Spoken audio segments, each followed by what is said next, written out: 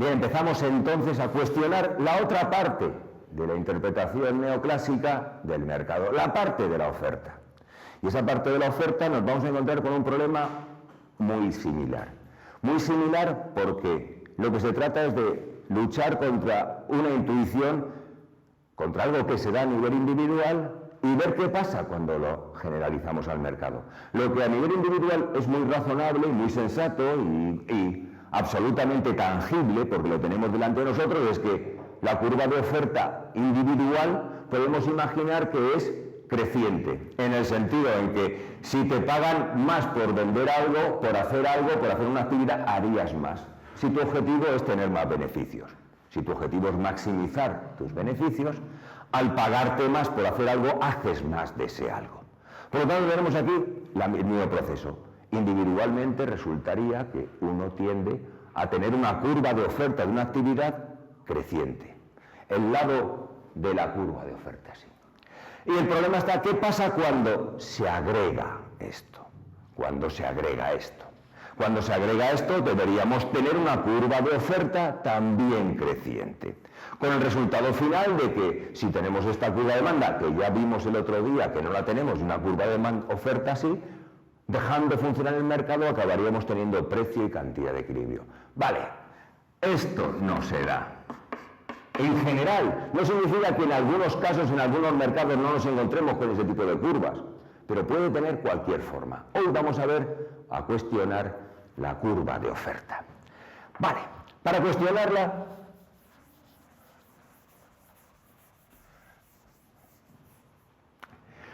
lo que vamos a hacer es analizar bajo qué condiciones los teóricos neoclásicos nos dicen que existe una curva de oferta.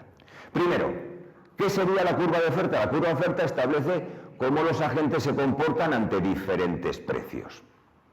Eso sería decir, cuáles serían sus objetivos de producción y venta ante diferentes precios. Y la lógica económica neoclásica, que es muy sensata, diría, bien, tú estarías dispuesto a producir y vender algo si sube el precio al que puedes vender, si te cuesta menos hacer esta unidad de lo que obtienes por ella, prodúcelo. Es decir, que la lógica neoclásica es muy simple. Si el precio al que puedes vender una unidad de un bien es mayor que el coste marginal de hacerla, incrementa la producción. Porque tú por esa unidad obtienes un precio mayor que lo que te ha costado hacerla. Si por el contrario el precio al que puedes vender una unidad es menor que el coste de hacerla, esa unidad, que llamamos el coste marginal, entonces tendrías que disminuir la producción. Esta es la lógica. Bueno, pues ¿cuál sería el criterio a seguir por parte de alguien que hace una actividad, que produce un bien o hace alguna actividad productiva? Pues comportarse de forma tal que el precio fuera igual al coste marginal. Es decir, producir unidades hasta el punto en que lo que obtienes al vender una unidad sea igual al coste de hacerla. Esto sería la lógica debajo de la curva de oferta. Entonces esto valdría para un individuo y valdría, o para una empresa, y valdría para todas las empresas. Todas las empresas dirían, dado este precio, dado un precio de mercado, ¿cuántas unidades voy a producir? Todas aquellas tales que la última unidad me cueste lo mismo que lo que ingreso por ella. Y lo que ingreso por ella es el precio, luego precio igual a coste marginal. Supongamos, o hagamos el supuesto siguiente. Que el coste marginal de una empresa, el coste marginal de la empresa A es así, que el coste marginal de la empresa B es así. Pues si este es el precio, si hay un precio, significaría que la empresa A produciría esta cantidad y la empresa B produciría esta otra cantidad. Y en general a este precio, ¿cuánto produciría el mercado? En el mercado,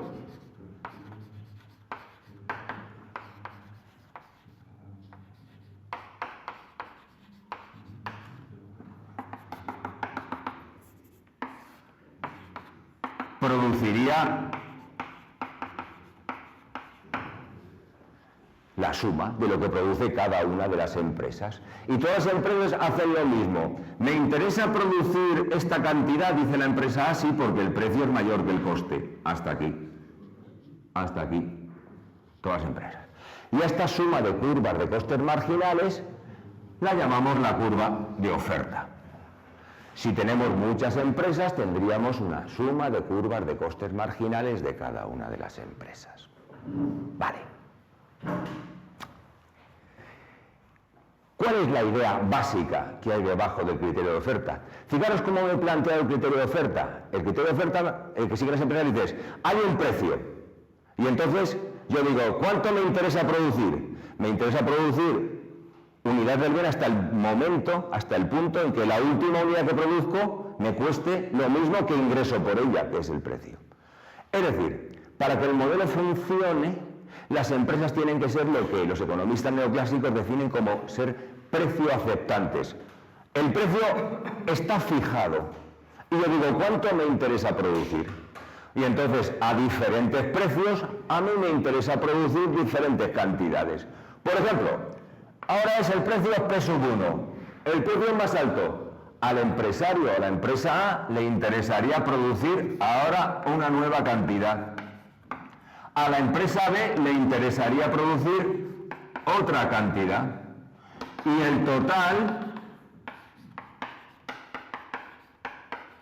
sería distinto.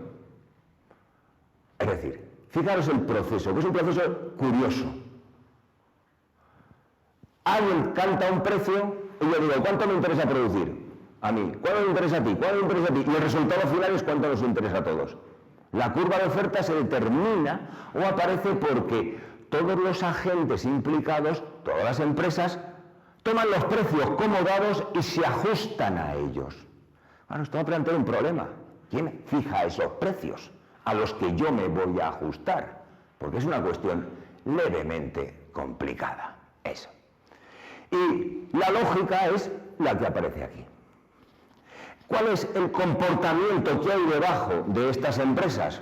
Todas las empresas están guiando por la idea de que están maximizando beneficios. Y entonces dicen, vale, a mí me interesa, a este precio, si yo sube el precio, me interesa vender más unidades. Y a la empresa B le interesa vender más unidades. Y en conjunto, todo el mercado aumenta las unidades que vende. ¿Qué supuesto hay aquí metido? El supuesto que hay metido es que dice alguien, en vez de pagarte 10, ahora te pago 15.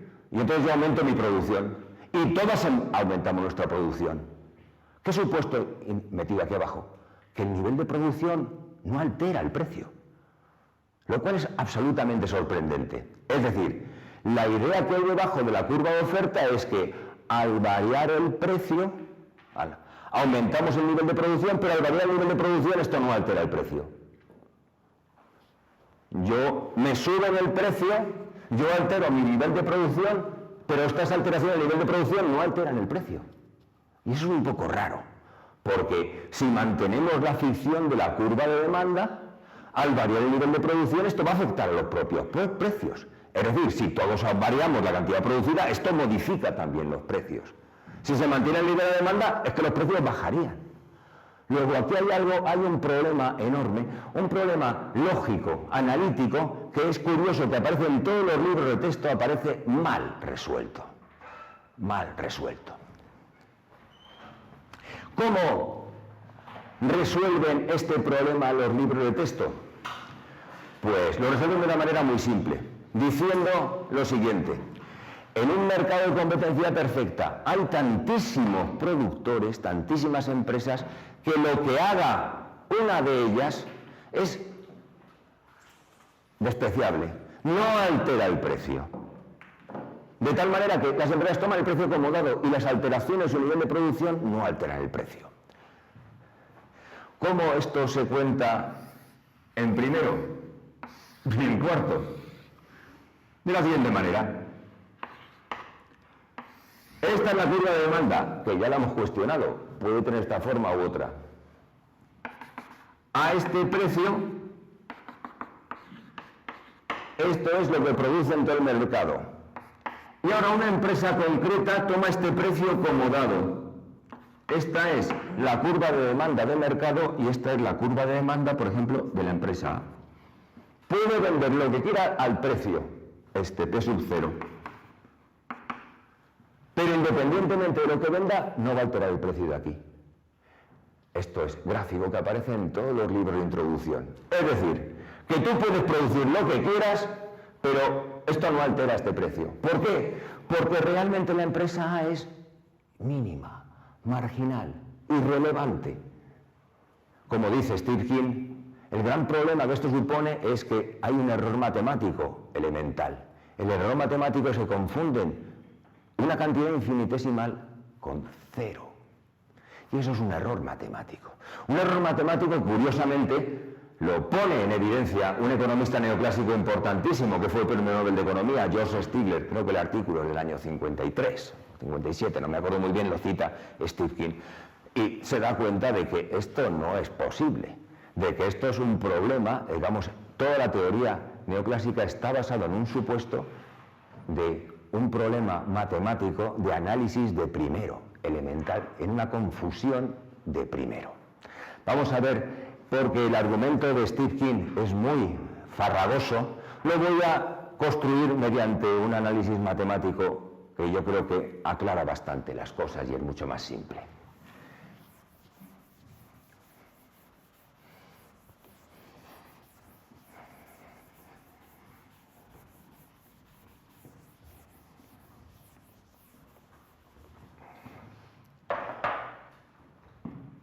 Vamos a poner un mercado, una industria, en donde hay muchísimas empresas. Hay muchas empresas. La pregunta es, ¿puede haber un número infinito de empresas? No, no puede haber un mundo infinito de empresas porque estamos, si un modelo económico tiene que reflejar algo de la realidad, no se puede ir tan por las ramas como para suponer que existen un número infinito de empresas. Entonces los economistas neoclásicos dicen, hay un número muy elevado de empresas. Infinito. Infinito es que es una cantidad demasiado fuerte, ¿no?, para suponer que hay un número infinito de empresas. ¿Qué es lo que intenta cada empresa? La idea es muy simple. Los beneficios es la diferencia entre los ingresos totales y los costes totales. Las empresas intentan maximizar beneficios. Y para maximizar beneficios, ¿qué hacen? Bueno, hemos dicho que estamos en competencia perfecta y uno de los criterios o supuestos básicos es que las empresas toman el precio como dado directamente. Se ajustan a los precios. Lo que ellos varían es la cantidad. Entonces lo que las empresas tratan de hacer es cómo maximizar los beneficios, cómo hacer máximos los beneficios, variando lo que ellas pueden hacer. ¿Qué es lo que pueden hacer? Variar el nivel de producción. Y entonces lo que se trata es de maximizar esta función. Para maximizar esta función, el criterio es muy simple y consiste en encontrar la primera derivada igual a cero. Me voy a fijar solamente en las condiciones de primer orden. Veamos. Los ingresos totales es el precio al que vende esta empresa por lo que produce. Donde pongo Q minúscula para indicar que es una empresa, una cualquiera. No voy a separar las unas otras. Estos son los ingresos por ventas. Menos los costes totales que ahora de momento no me interesan y voy a tratar de ellos hoy directamente. Se trata de intentar hacer máxima esta diferencia. Bueno, pues las matemáticas nos dicen que en este caso el asunto es muy simple. Tiene que producirse esto. Que la derivada tiene que ser igual a cero. Que la última unidad, el beneficio que aporte, sea cero. O lo que es lo mismo, que el ingreso marginal menos el coste marginal tiene que ser igual a cero. Que el ingreso marginal tiene que ser igual al coste marginal. El ingreso marginal es lo que ingresas por la última unidad que vendes. El coste marginal es lo que te cuesta la última unidad.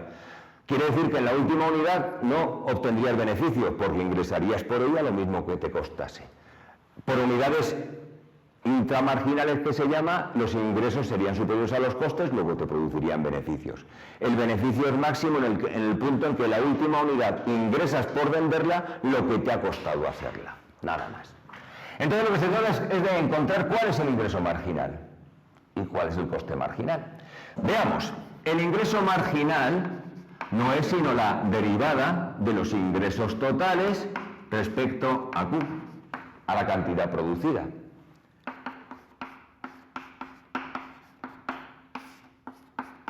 La derivada de los ingresos totales es el precio por la cantidad respecto a Q.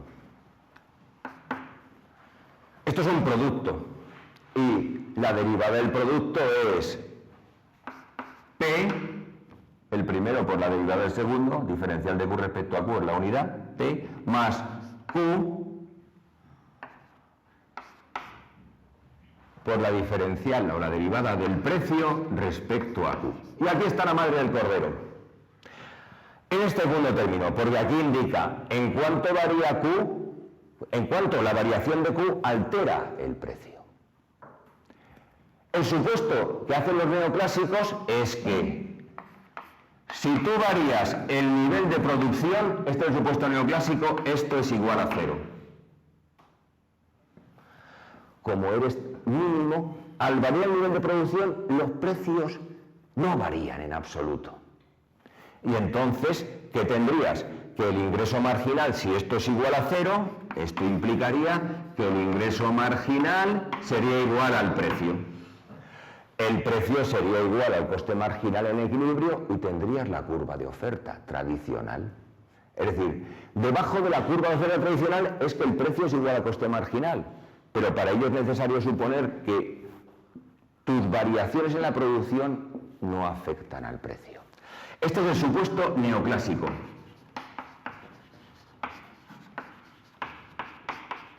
El que está debajo de todos los libros de texto, que al variar el nivel de producción no afectas al precio. Pero Stigler y luego Stephen dice, esto no tiene el menor sentido. Esto es absurdo.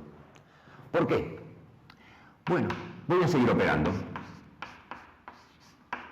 Yo no voy a descomponer esto. Fijaros que esta derivada no es sino cuánto varía el precio al variar Q. Y esto lo voy a descomponer de la siguiente manera.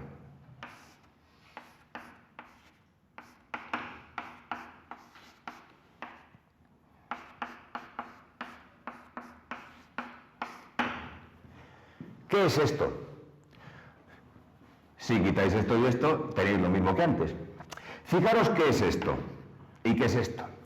Esto no es sino cómo, al yo variar la producción, cómo afecta a la variación de la producción de todo el mercado. ¿Y esto qué es? La pendiente de la curva de demanda.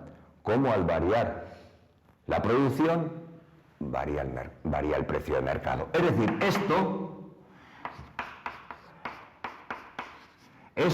es la pendiente de la curva de demanda.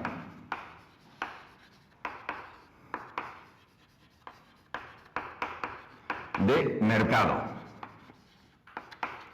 Es decir, si el mercado tuviera, que es cuestionable, esta curva de demanda, la pendiente en cada punto sería esto. ¿Y esto qué es? Cómo al variar mi producción se altera la cantidad que llega al mercado. Y esto a su vez lo voy a descomponer en lo siguiente.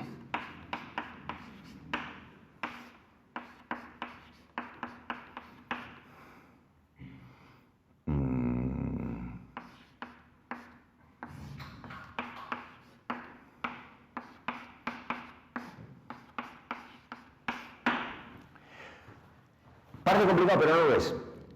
Imaginad que yo produzco una unidad más. Al mercado que llega la unidad que yo produzco, más cómo reaccionan el resto de los vendedores por el hecho de que yo produzco una unidad más. Y a esto lo llamo diferencial de Q por encima. Es decir, vamos a poner un ejemplito muy simple. Imaginad que mi variación en la producción es que yo produzco 3 unidades más. La cantidad que llega al mercado sería la cantidad que yo produzco más cómo reaccionan el resto a lo que yo produzco. Por ejemplo, sería, yo produzco 3 unidades más y el resto producen 7, adicionales significaría que el total sería 10. Estoy aplicando simplemente matemáticas, nada más. Y finalmente,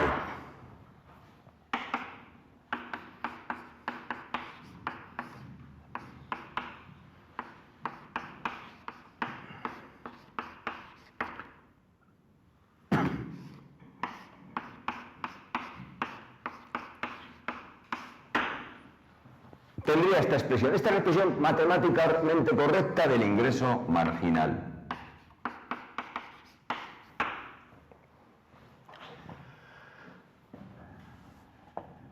Pues bien, ¿qué es lo que nos dice esta expresión? Nos dice lo siguiente, que para que se cumpla la condición que aparece en los libros de texto, para que al variar mi nivel de producción el precio no varíe, ¿qué es necesario? Es necesario que todo esto sea cero. Para que el precio sea igual al ingreso marginal, es necesario que todo esto sea cero. O lo que es lo mismo, para que el precio sea igual al coste marginal, la condición que está debajo de la curva de oferta, es condición necesaria que se dé lo siguiente.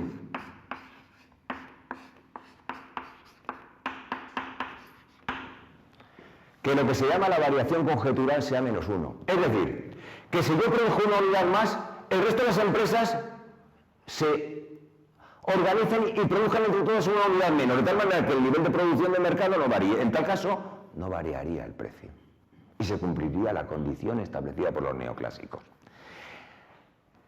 Esto es increíble, porque estamos diciendo que las empresas cada uno va sobre la suya, son un número enorme. Entonces, para que funcione el modelo y oferta sea donde precio sea igual a coste marginal, es necesario que si yo produzco una unidad más, y yo soy un señor que produce cerveza, produzco una botella más, otro señor que produce cerveza produjo una botella menos, de tal manera que el total de botellas en el mercado no varíe.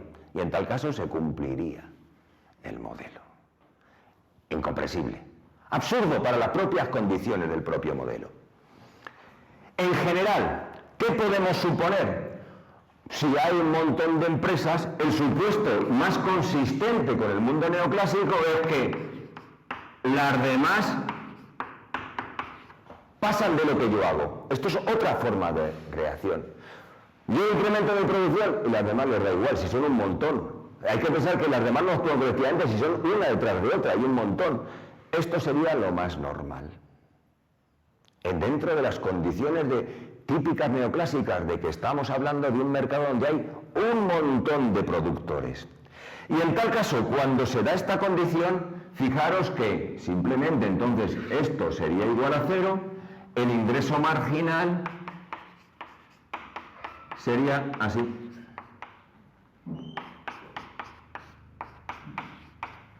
No sería igual al precio. Esta sería el ingreso marginal. Y acabamos. ¿Qué significaría? Que para maximizar beneficios, cada una de las muchas, y hay muchísimas empresas en el mercado en competencia y llamadas perfectas, igualaría el ingreso marginal con el coste marginal. Y el ingreso marginal es el precio más esto.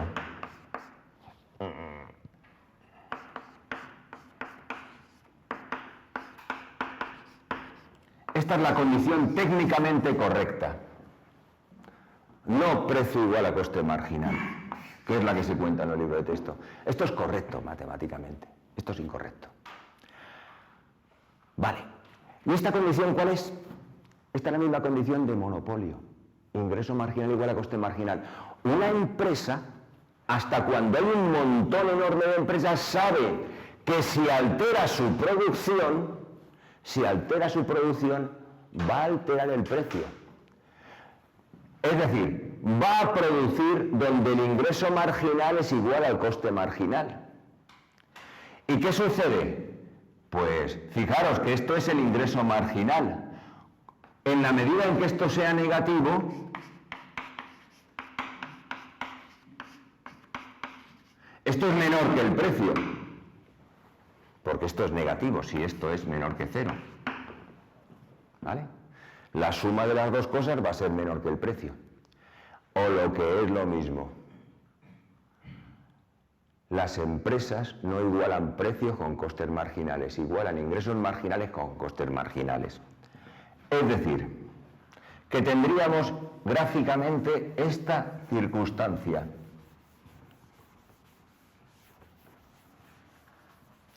Que sería la manera correcta de dibujar el gráfico.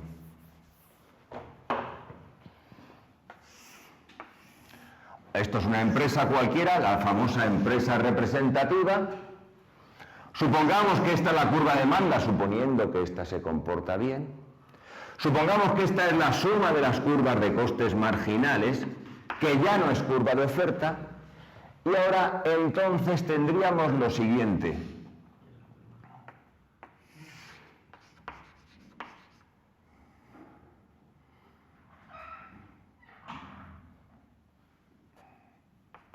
A ver.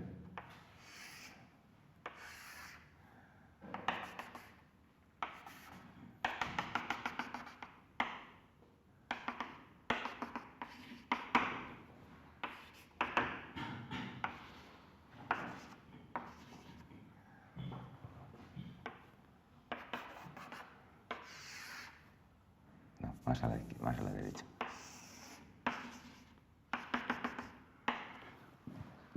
Este es el modelo de competencia perfecta, correctamente definido.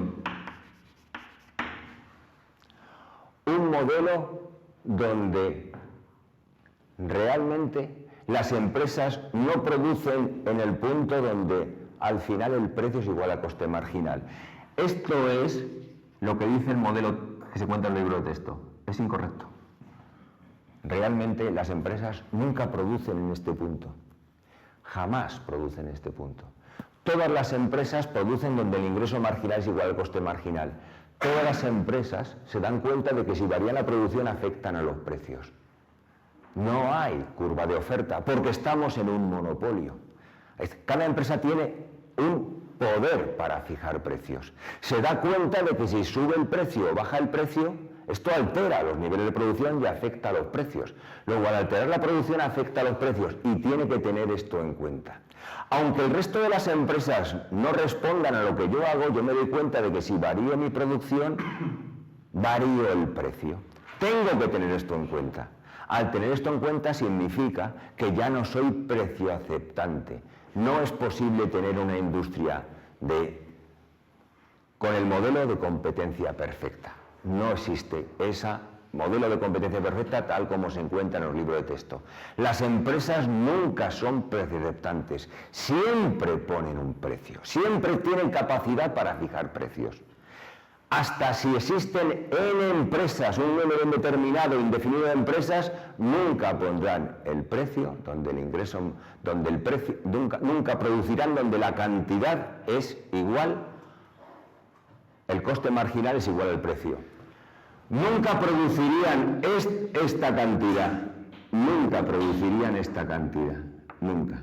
Siempre producen cantidades más pequeñas. La cantidad óptima es siempre más pequeña. El modelo hace agua. ¿Por qué hace agua?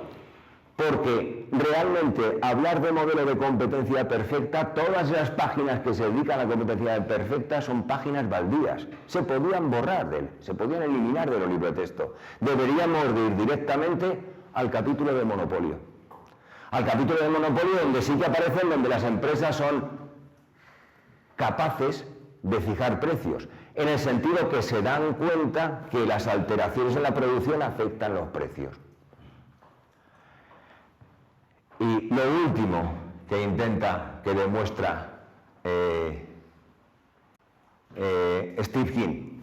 Fijaros entonces cuál es la diferencia entre el modelo consistente y el modelo teórico. El modelo teórico dice que en un mercado de competencia perfecta se produciría esta cantidad a este precio. Lo que dice Steve King es que si existen en empresas y somos consistentes, en competencia perfecta se produciría la misma cantidad que en monopolio si la suma de las curvas de costes marginales de todas las empresas fuera igual a la que tendría un monopolio. No hay curva de oferta. No existe la curva de oferta. No existe la curva de oferta porque no existe una relación clara entre nivel de producción y precio. No existe esa relación. No hay curva de oferta. Puede variar. Podemos tener el mismo nivel de producción con diferentes precios. La curva de demanda puede variar y tenemos el mismo nivel de producción donde el ingreso marginal es el mismo con diferentes precios. Lo último que voy a contar.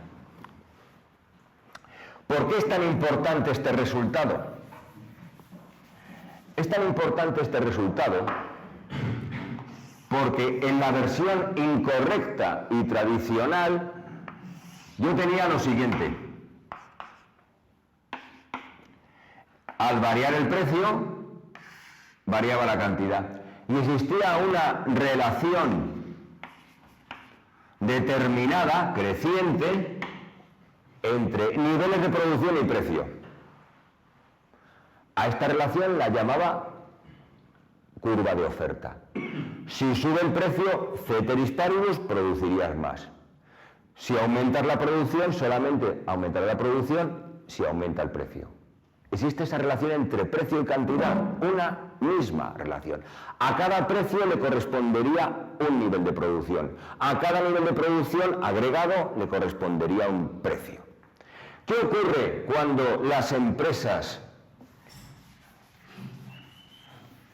se comportan como hemos deducido correctamente? Pues que cabe esta situación. Fijaros, esta es una curva de demanda, una curva de ingreso marginal, una curva de coste marginal. Significa que la empresa produce esta cantidad. Q sub 0, donde el ingreso marginal es igual al coste marginal, y lo vende a este precio. Pero yo puedo tener otras curvas de demanda que cumplan lo siguiente. Por ejemplo, puedo tener esta otra curva de demanda. Imaginad esta curva de demanda, la que voy a dibujar con esta línea. Esta es la demanda prima. Y que la dibujo de tal manera que por aquí viniera el ingreso marginal de esta curva de demanda. Yo produciría la misma cantidad,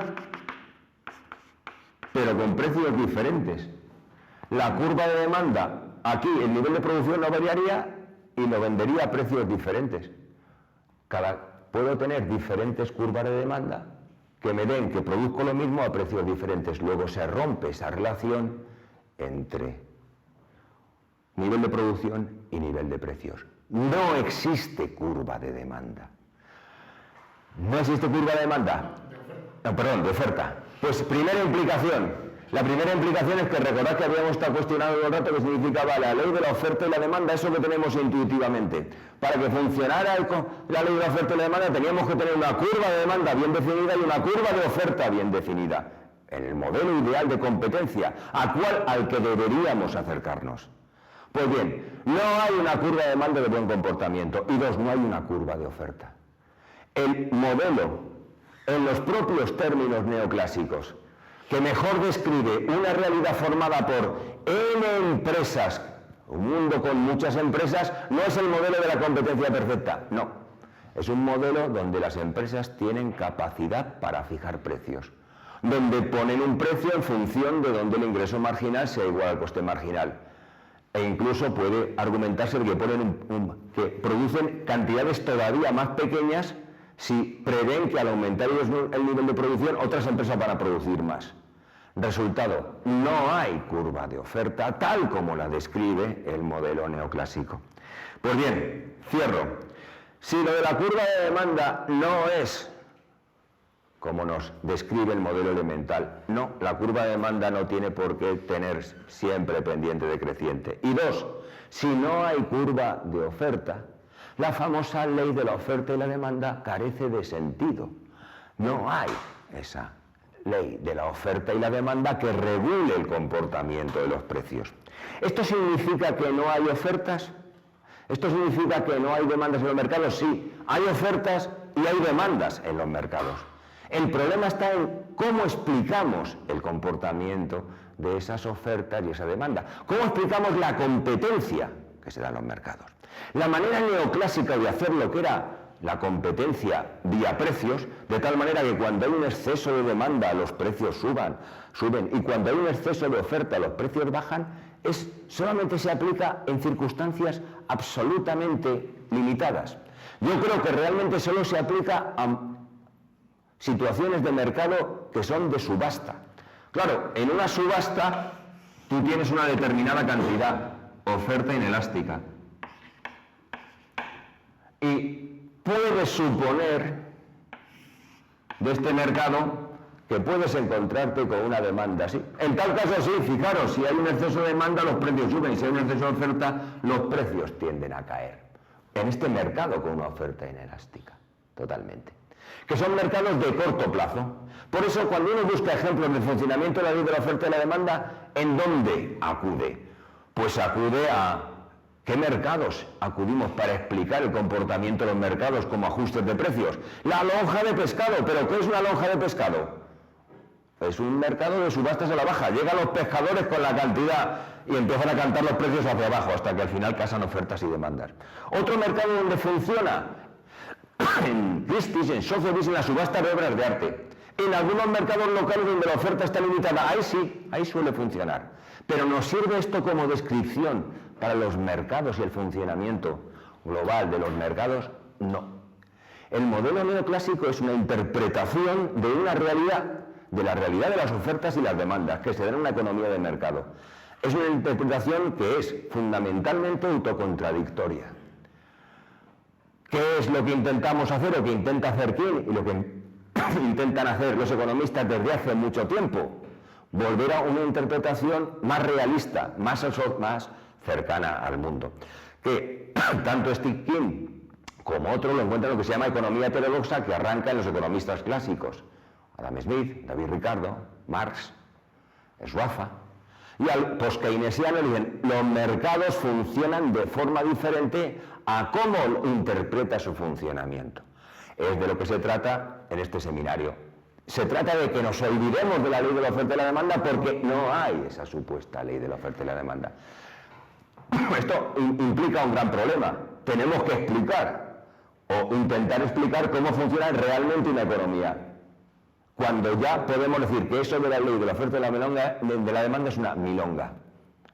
No, es muy seductora porque a corto plazo, a nivel individual parece que funciona, o puede funcionar, pero a nivel agregado falla. Y nosotros intentamos explicar un comportamiento agregado. Tenemos que encontrar una teoría, unas explicaciones, y realmente existen, pero hay que irse hacia atrás. Hay que irse a los economistas clásicos para explicar microeconomía, hay que irse a economistas keynesianos y post-keynesianos y radicales, marxistas, para explicar macro. Son todos aquellos que cuestionan la ley de los mercados, la ley de la oferta y la demanda. La cuestionaban intuitivamente porque sabían que algo les decía que no funcionaba bien. Ahora, a partir de 1970 sabemos que esto es falso. Ya sabemos que no hay ley de la demanda. Luego sabemos también que no hay ley de la oferta, que eso del equilibrio general competitivo es una milonga. Bueno, pues ahora ya tenemos, digamos, gracias a los economistas neoclásicos, lo que se tiene, básicamente, lo que tenemos es, por fin, lo que no sabía, es una justificación racional, llamémoslo así, científica, consistente de por qué el modelo neoclásico solamente tiene una base ideológica, se puede tirar a la basura. Es de lo que se trata de hacer, o que vayamos intentando hacer a lo largo de lo que nos queda del seminario siguiendo a Steve King. Hay una parte de este capítulo que no voy a hablar de él, porque yo estoy cansado, básicamente, y que es la crítica de Schwaffa a lo que se llama el principio de los rendimientos marginales decrecientes, pero eso es fácilmente legible y esa parte sí que está bien expresada en King, así que eso lo dejo para vosotros. Igual que la parte que aparece sobre productividad marginal y oferta de trabajo es el capítulo siguiente, también es fácilmente legible y no hay ningún problema en su análisis también lo dejamos para vosotros, y empezamos ya la semana que viene cambiando, ya entrando más en faena, una vez que hemos hecho lo que pretendíamos hacer en estas primeras clases, aunque nos ha llevado más tiempo el necesario, que era deconstruir, con esa palabra tan más gastronómica, de construir el modelo neoclásico, acabar con ella.